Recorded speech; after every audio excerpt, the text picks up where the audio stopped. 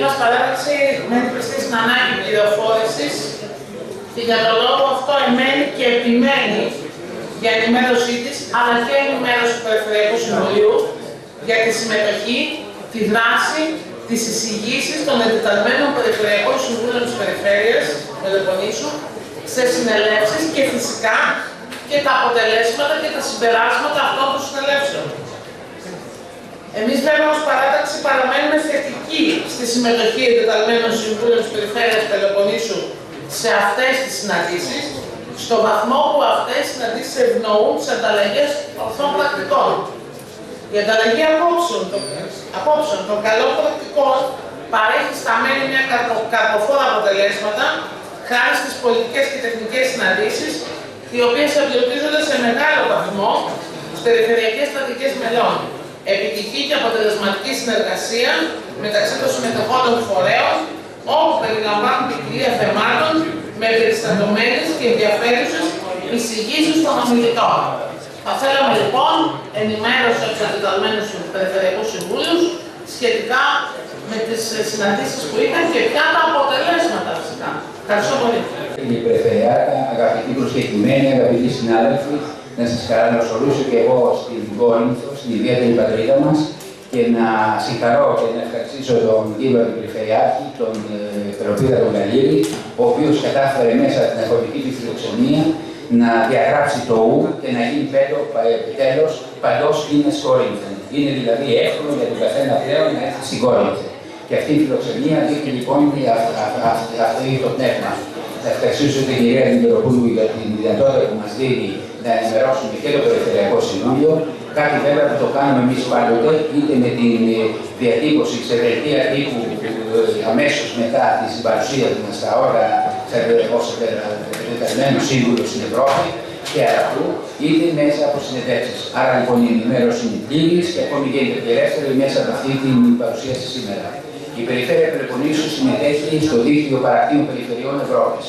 Είναι μία από τις 13 ελληνικές περιφέρειες που συμμετέχει σε αυτό το δίκτυο. Αυτό το δίκτυο το κληρονομήσαμε παλαιότερα το 2011 όταν εμείς αναλάβαμε τη διοίκηση της περιφέρειας από τις αποκεντρωμένες διοικήσεις της χώρας μας. Ήταν αυτές ενταγμένες και στη συνέχεια λοιπόν ακολουθώντας αυτή την παράδοση εντάχθηκαν όλες και οι 13 περιφέρειες. Από τις 13 περιφέρειες, άλλες είναι γραμμένες σε πολλές επιτροπές, άλλες λιγότερο. Η Περιφέρεια Πελοποννήσου είναι σε 2 από τις 6 αυτές σημαντικές επιτροπές που έχει το δίκτυο παρακτήων περιφερειών Ευρώπης. Είναι ένα δίκτυο σημαντικό, θα έλεγα, αφορά τις παράκτιες περιοχές της Ευρώπης, περισσότερο από 150 περιφέρειες, αλλά τα τελευταία 3 χρόνια γίνεται ένα καινούριο γεγονός ότι πολλές περιφέρειες της Βόρειας Αφρικής συμμετέχουν σε αυτό το δίκτυο. Έτσι λοιπόν 12 περιφέρειες του Μαρόκου, μια και έκαναν και αυτοί ένα καλλιτράτη αντίστοιχο το Μαρόκο, συμμετέχει και στο δίκτυο το δικό μας, όπως και πολλές περιφέρειες της Τινησίας, όπως και άλλες χώρες της Αφρικής. Έτσι λοιπόν βλέπουμε μια Μεσόγειο, η οποία να είναι περικυκλωμένη εντός εισαγωγικών από φιλικές περιφέρειες, περιφέρειες οι οποίες αγωνίζονται για το καλύτερο, για την ευμάρεια των πολιτών, προσπαθώντας να βρουν καλές πρακτικές, να βρουν κοινά προβλήματα, κοινό παρανομαστή και την επίλυση προβλημάτων. Πολλά από τα προβλήματα θα είναι κοινά, θα έλεγα, για την περιφέρεια, ταλανίζουν τον κόσμο, τους πολίτες των περιφερειών, αλλά μέσα από καλές πρακτικές και μέσα από αυτές τις συνέργειες που εξασκούνται από αυτά τα όργανα στα διάφορα μέρη συναντήσεως έχουν θετικά αποτελέσματα. Και που ιδιαίτερα η συνάντησή μας στην Κωνσταντινούπολη, όπου εμείς συμμετείχαμε στο δίκτυο, στην Επιτροπή του Δικτύου των Χωρών της Βαλκανικής και του Οξύνου Πόντου, μια συμμετοχή η οποία δεν έχει μόνο περιφερειακό χαρακτήρα, αλλά έχει και ιδιαίτερα εθνική διάσταση, την οποία αυτή η εθνική διάσταση την προβάλλουμε με τον καλύτερο δυνατό τρόπο και λόγω γνώσεως, αλλά και λόγω αυτών των γεγονότων του Περιφερειάρχη για τη συμπεριφορά αυτά στην ευαίσθητη περιοχή της Βαλκανικής και των χωρών του Ευθύνου Πόντου, με ζωντανή παρουσία αλλά και με καλές θέσεις. Εκεί εξετάστηκε ιδιαίτερα οι μικρομεσαίες επιχειρήσεις, εντάξαμε πολλές προτάσεις περιφέρειας Πελοποννήσου στο τι πρέπει να γίνεται και όλες αυτές οι αποφάσεις γενικότερα, δεν παραμένουν μόνο σχεδιασμοί και συναντήσεις ευγένειας κλπ. Αλλά κατά κανόνα συντίθεται μεταξύ τους από διάφορες αντιθέσεις που πιθανόν να έχουν οι περιφέρειες συνθέτει με το τελικό αποτέλεσμα, το οποίο αυτό αυτούσιο όπως είναι και σαν ένα όργανο μια διαβούλευση και σαν ένα συμπέρασμα μια τεράστια διαβούλευση που λαμβάνει η χώρα ανάμεσα σε εκατομμύρια ανθρώπους μέσω των περιφερειών, διοχετεύεται και μεταβιβάζεται στην Ευρωπαϊκή Επιτροπή, όπου κατά κανόνα υιοθετείται και μπορώ να σας πω ότι σε ποσοστό τεράστιο, να ξεπερνάει το 90%, γίνονται διατάξεις και νόμοι από την Ευρωπαϊκή Ένωση. Φανταστείτε λοιπόν τη δύναμη που έχει η Περιφέρεια Πελοποννήσου μέσα από την παρουσία της και την ενεργό συμμετοχή της στη διατύπωση αυτών των προτάσεων. Πέρα όμως από αυτά, επειδή αυτά είναι μεγάλα και σημαντικά, θα πρέπει όμως να έχουμε και μια πρακτική έκφραση των αποτελεσμάτων αυτών. Αυτό επιτυχάνεται κυρίως στη δεύτερη επιτροπή που είμαστε στη Μεσογειακή, όπου η αναγνώριση του ρόλου της Περιφέρειας Πελοποννήσου είναι ιδιαίτερα σημαντική και εκεί με τις εκλογές που έγιναν στη Βενετία τον Ιούλιο, 1η και 2 Ιουλίου, ο μένου κ. Κατσιπάρας εξελέγει πρόεδρος του Περιφερειάρχης της Δυτικής Ελλάδος σε μια συνεργασία με τον δικό μας Περιφερειάρχη, ο κ. Ταφίλη, εξελέγει πρόεδρος της Διαμεσογειακής Επιτροπής, μιας περιοχής που έχει περισσότερο από 50 περιφέρειες, και ο Μιλών, μέλος του πολιτικού γραφείου. Άρα λοιπόν βλέπετε ότι η Ελλάδα ενωμένη στο εξωτερικό μπορεί να πετύχει και θαύματα, αλλά μπορεί να πετύχει και εκείνους και στόχους, αλλά μπορεί να πετύχει και εκείνα τα μέτρα τα οποία θα αναπτύξουν τον εξαθλειωμένο και πάντοτε προς εξαθλίωση ακόμη περισσότερο ελληνικό λαό. Τι κάνουμε όμως εκ του πρακτέου τώρα και του πρακτικού. Εμείς συνεργαζόμαστε, έχουμε τις απόψεις μας σε όλα τα θέματα. Ναι, δευτερόλεπτα. Διατυπώνουμε τις απόψεις μας, συνθέτουμε αυτές και όλες αυτές στα διάφορα θέματα, πάρα πολλά θέματα.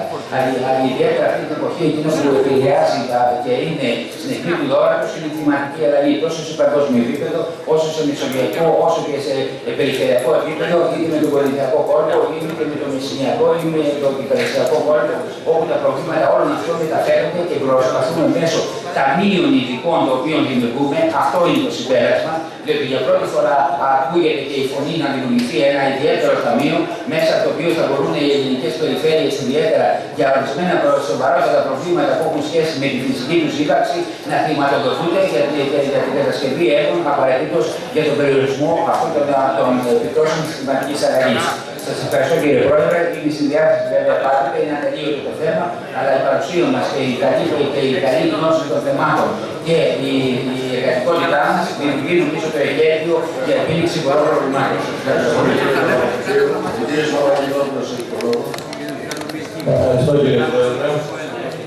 Θα ήθελα και εγώ με τη σειρά μου να ευχαριστήσω την κυρία Μητροπούλου για την ευκαιρία που μας δίνει και να πω με πολύ μεγάλη καθαρότητα, επειδή κάποιοι για δικούς τους λόγους που δεν είναι του παρόντος μπορούν να θεωρήσουν ότι κάποιοι πηγαίνουν για τουρισμό στο εξωτερικό, ότι αυτές οι παρουσίες μας στο εξωτερικό συνοδεύονται από πολυπληθέστερες επαφές μας και συναντήσεις εντός των ορίων της χώρας μας.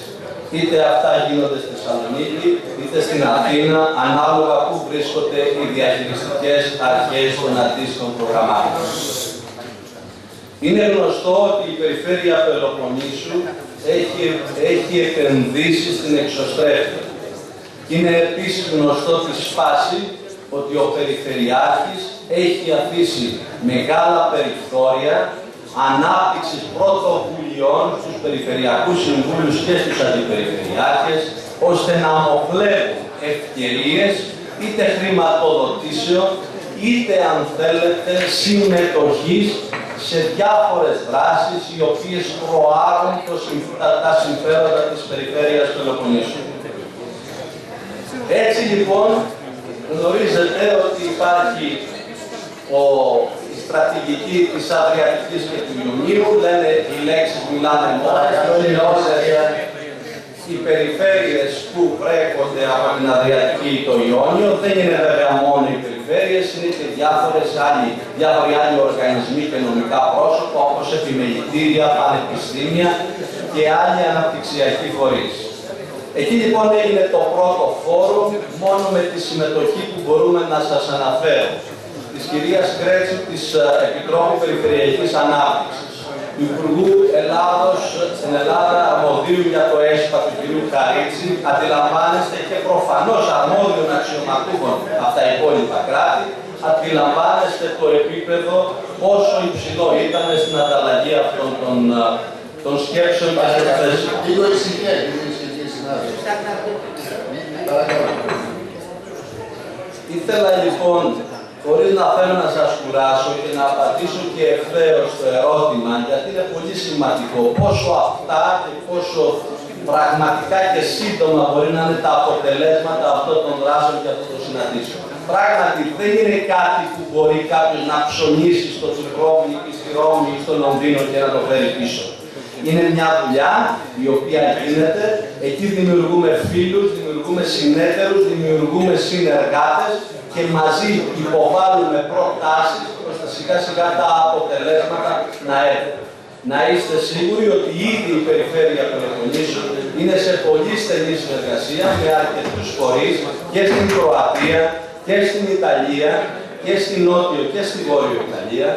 Έχουμε ήδη καταθέσει μία πρόταση για καταδυτικά πάρκα και περιμένουμε τα αποτελέσματα και αυτής της πρότασης, το πώς δηλαδή θα αξιολογηθεί, αλλά ταυτόχρονα ετοιμάζουμε και άλλες προτάσεις σε διάφορα άλλα μέτρα από τα 4 που υπάρχουν. Κλείνω όσον αφορά το κομμάτι της ενημέρωσης. Για όσους λοιπόν ενδιαφέρονται, θα ήθελα να πω ότι το συγκεκριμένο κείμενο που έχω γράψει και το οποίο δεν το διάβασα, θεώρησα καλύτερα να μιλήσω εκτός κειμένου, ήταν στις προθέσεις μου να φωτοτυπηθεί και να μοιραστεί. Στα πλαίσια αφενός μενόμενος κάποιων υποχρεώσεων σήμερα το πρωί του Περιφερειάρχη και επισκέψεων, γύρω στις 2,5 ώρα έχει γίνει αποστολή σε όλα τα mail και έτσι λοιπόν έχουμε και το ωφέλιμο της περιβαλλοντικής, αν θέλετε, προστασίας, χωρίς νέες εκτυπώσεις, άρα το επίσημο κείμενο μπορείτε να το διαβάσετε. Όσο δεν αφορά το άλλο που σας είπα, με τη δικιά σας τη συνένεση και σας ευχαριστώ για αυτό, ήδη πριν από λίγο είδα μια ομάδα των φοιτητών έχουν ήδη καταφτάσει, θα δείτε και αποτελέσματα δεύτερης δράσης. Σας ευχαριστώ πάρα πολύ για την προσοχή.